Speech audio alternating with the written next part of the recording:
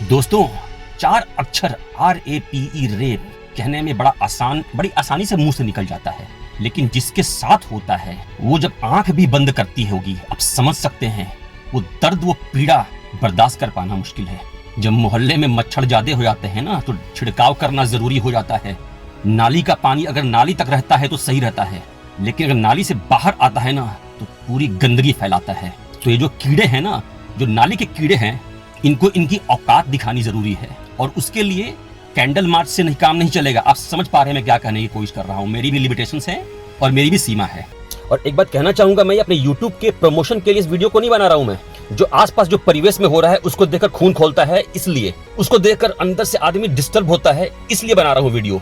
तो अपने अंदर अगर थोड़ी सी भी इंसानियत हो तो इस वीडियो को लास्ट तक जरूर देखना। Social media, YouTube, Facebook, WhatsApp, Twitter, तमाम कॉमेडी के वीडियो देखने में अगर टाइम आपने वेस्ट किया है या देखा है तो रिक्वेस्ट है कि मेरी भी इस वीडियो को जरूर देखिएगा, क्योंकि ये वीडियो आपकी और हमारे बहन, बेटी, माँ और उन सभी लोगों के लिए है जो आज के परिवेश में झुलस रही हैं, जिनके साथ इस परिवेश में वो सब कुछ हो रहा है जो नहीं होना चाहिए, और हम लोग नामर्द की तरह उसे देखते हैं और हम बात करते हैं कि हम मर्द हैं। दोस्तों, मेरा नाम है अभय और आज मैं बात करने वाला हूँ आपसे कि आखिर कब तक ये निर्भया केस होता रहेगा। अपनी घर की बहू, बेटी और बहनों की इज्जत बचाने के लिए हम कब तक पुलिस और प्रशासन का मुंह ताकते रहेंगे? क्या हमारे मुंह सामर्थ्य नहीं है? एक डेटा दे रहा हूं और ये डेटा नहीं, ये आपका आंख खोलने का काम करेगा। अगर रिकॉर्ड्स की बात की जाए तो लगभग 34,000 आपको रेप केसेस आए हैं, यानी कि लगभग रोज के तौर पे डेली कम से कम 90 रेप केसेस, और उन 90 रेप केसेस में से 93 to 95% ऐसे रेप केसेस हैं जो कि अपने आसपास के लोगों द्वारा, अपने जानकारों द्वारा किए गए हैं। तो क्या ऐसे केसेस में हमें और आपको और हमारे परिवेश को ये नहीं दिखता कि हमारी बहन बेटी पे कोई बुरी निगाह डालने की कोशिश कर रहा है? हमारी बहन बेटियां असुरक्षित हैं।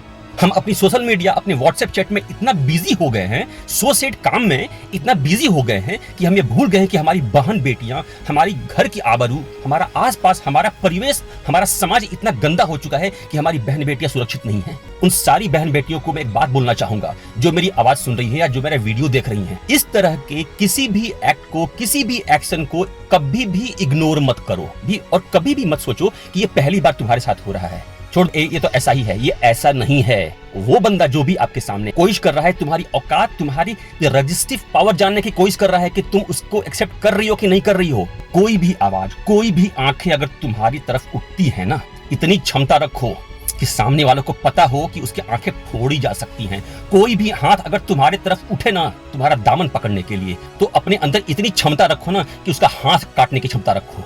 अपने अस्तित्व को बचाने के लिए हमारा कोर्ट भी कहता है, हमारा लॉ भी कहता है, आप किसी भी हद तक जा सकती हैं। अच्छा हाँ, एक बात और बोलना चाहूंगा, जो बेटियां, जो बहनें मेरी आवाज सुन रही हैं, आपको टिकटॉक वीडियो बनाने के लिए YouTube पे देखकर डांस करने का तरीका मिल जाता है, तो क्या उसी YouTube पे देखकर आपको सेल्फ डिफेंस की ट्रेनिंग नहीं कर सकती हैं आप लोग?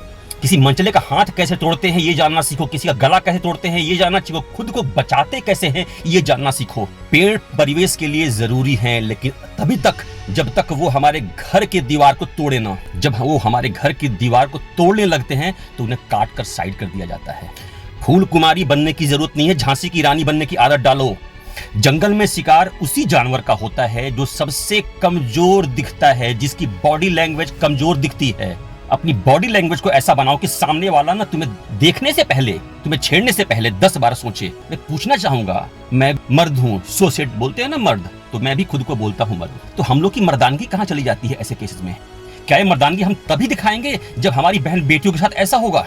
दोस्तों, ऐसी घटनाएं जब हो जाती हैं तो हमारे पास कहने को कुछ नहीं होता। पूरे जीवन का दर्द लेकर जीना पड़ता है उस शख्स को जिसके साथ ये सारा सब कुछ होता है। भय बिनु होत न प्रीत। एक बात बता रहा हूं, हमारे शास्त्रों में ऐसा लिखा गया है कि सामने वाले को उसके लिमिट में बांधने के लिए, उसको कंट्रोल करने के लिए डर का होना जरूरी है। राम जी जब बैठे हुए थे समुद्र के किनारे जाने के लिए लंका के उस पार, तो 7 दिन बैठकर पूजा किए थे। समुद्र वहां से कुछ नहीं सुने, लेकिन जो ही लक्ष्मण से लेकर धनुष पे बाण का संधान किए कि तुम्हारा पानी सूख जाऊंगा ना, तो समुद्र को अपनी औकात पता चल गई।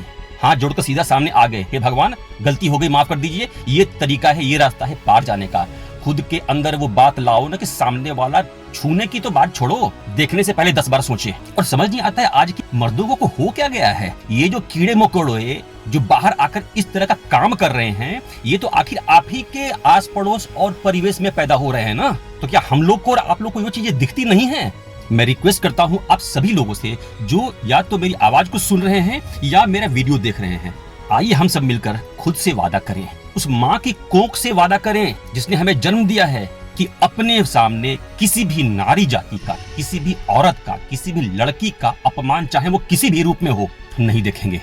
दोस्तों, आप जिस समाज, जिस परिवेश में रह रहे हैं, वहां कम से कम 50 घर होंगे। तो उन 50 घर में से 5 घर के लोग, 5 घर के जिसे बोलते हैं ना सोसेड मर्द, तो उन 5 घर के मर्दों में थोड़ी सी मर्दानियत थोड़ी सी बची होगी ना। तो प्लीज आप वो 5 लोग एक साथ आइए और एक टीम बनाइए, एक कंबाइंड थॉट क्रिएट कीजिए कि आप लोग जिस समाज में हैं वहां पे इस तरह की गंदगी पैदा नहीं होने देंगे, जो कि हमारे आसपास के लोगों द्वारा ही किए जाते हैं। हमारी आंखें क्या फूट गई हैं जो हम देख नहीं पाते कि हमारी बहन बेटियों पे कोई गंदी निगाह डाल रहा है?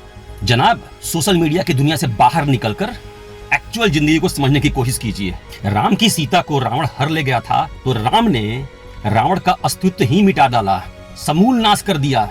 और हम लोग हैं कि व्हाट्सएप और फेसबुक की यूनिवर्सिटी से ज्ञान पाकर अपने ज्ञान को दिखाने की कोशिश कर रहे हैं कि ये होता है वो होता है। भाई सीधी सी बात है, सारी कहानी एक तरफ और ये बात एक तरफ। हमारी बहन बेटियों की तरफ अगर किसी ने आंख उठाकर देखा ना तो फिर वो देखने लायक नहीं रहेगा। कोई हाथ बढ़ाकर अगर छूने की कोशिश की ना किसी ने तो उसके हाथ नहीं रहेंगे। और एक दिक्कत और भी है, आज के टाइम में सोसाइटी जो हम लोग मॉडर्न हो गए हैं ना, गिव देम फ्री हैंड। किस बात का फ्री हैंड? दो ना फ्री हैंड किसने मना कर रखा है? मैंने ही मना कर रखा है। मेरे भी घर में बहु बेटियां हैं। इसको केयरिंग बोलते हैं। बाहर जो भेड़िए बैठे हैं ना शिकार करने के लिए, उनसे बचाना बोलते हैं इनको। घर के बच्चे कहाँ जा रहे हैं, किससे बातें कर रहे हैं, उनके दोस्त कौन हैं, उनका फ्रेंड सर्कल क्या है, क्या हमने और आपने कभी जानने की कोशिश की है? नहीं। और वो इसलिए कि हम लोग सोसाइटी मॉडर्न हो गए हैं ना। दोस्तों, ये वीडियो अभी खत्म नहीं हुआ है, ये कम्युनिकेशन अभी स्टार्ट हुआ है। और पर्टिकुलरली उस फैमिली के साथ 1 महीने पहले मैंने 30 तारीख को अपना पहला वीडियो डाला था और आज 1 महीने पूरे हुए हैं। मैं उस फैमिली से बात करना चाह रहा हूँ, जो मेरी फैमिली है 300 लोगों की, उनसे बात करना चाह रहा हूँ कि आखिर हम लोग क्यों नहीं कुछ कर रहे हैं। क्या हम लोग अपने आसपास में एक ग्रुप नहीं बना सकते जो इस तरह की चीजों को रोके? सारी रिस्पॉन्सिबिलिटी, सारा काम गवर्नमेंट पे ब्लेम कर सकते हैं कि हाँ गवर्नमेंट ने ये नहीं किया। हमारी क्या रिस्पॉन्सिबिलिटी है? बच्चों को हमने पैदा किया है तो उनके लिए हमारी कुछ रिस्पॉन्सिबिलिटी आती है। दोस्तों, वीडियो काफी लंबा हो रहा है, मैं समझ सकता हूँ आप लोग के पास भी लिमिटेशंस हैं, लेकिन एक बात जरूर कहूंगा, बहुत जल्द एक दूसरे वीडियो के साथ मिलूंगा आपको, अपनी राय, अपने मत के साथ कि क्या करें, कैसे रोकें इस निर्भया वाले केसेस को, अपने घर की बहु बेटियों को कैसे उन दरिंदों से बचाएं। उसके लिए जरूरी है हमारा और आपका कनेक्शन, और उसके लिए प्लीज सब्सक्राइब माय चैनल।